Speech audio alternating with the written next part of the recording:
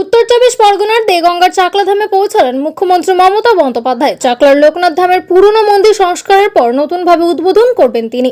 এছাড়াও মন্দির সংলগ্ন ময়দানে রাজনৈতিক সভাও করবেন। লোকসভা নির্বাচনের আগে মুখ্যমন্ত্রী মমতা বন্দ্যোপাধ্যায়ের উত্তর চব্বিশ পরগনা জেলার সফর একটি গুরুত্বপূর্ণ অধ্যায়। বিরোধী রাজনৈতিক দলের অবশ্য দাবি, হিন্দু ভোট টানতেই লোকনাথ মন্দির বেছে নিয়েছেন মুখ্যমন্ত্রী। তবে দলীয় সভায় নেতাকর্মীদের কি বার্তা দেন সেটাই এখন দেখার। দলের জেলার সংগঠনগুলির মধ্যে গোষ্ঠীদ্বন্দ্ব চরমে। ব্যারাকপুর থেকে বারাসাত, বসিরহাট থেকে দমদম এবং বনগাঁ সর্বত্র গোষ্ঠী কোন্দলে জেরবার জেলা তৃণমূল কংগ্রেস। পরস্পরের বিরুদ্ধে অভিযোগ, মামলা করায় সংগঠনের ভেতরে ও বাইরে কোর্ট কাচারিতেই দিন কাটছে তৃণমূলের নেতাকর্মীদের।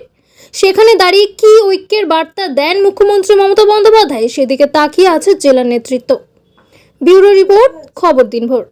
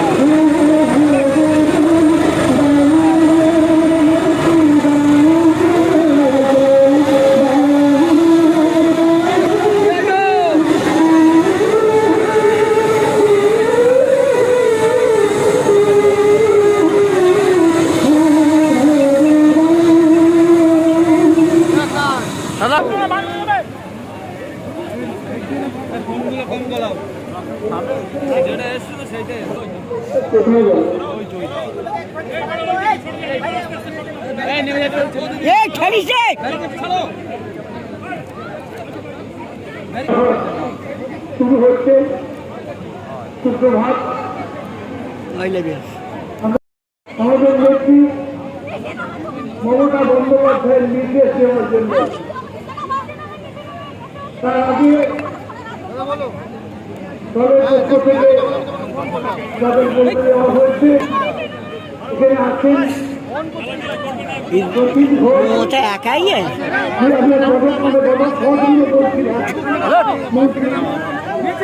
নির্মল ঘোষ, ভট্টাচার্য, সুজিত বসু, নারায়ণ গোস্বামী,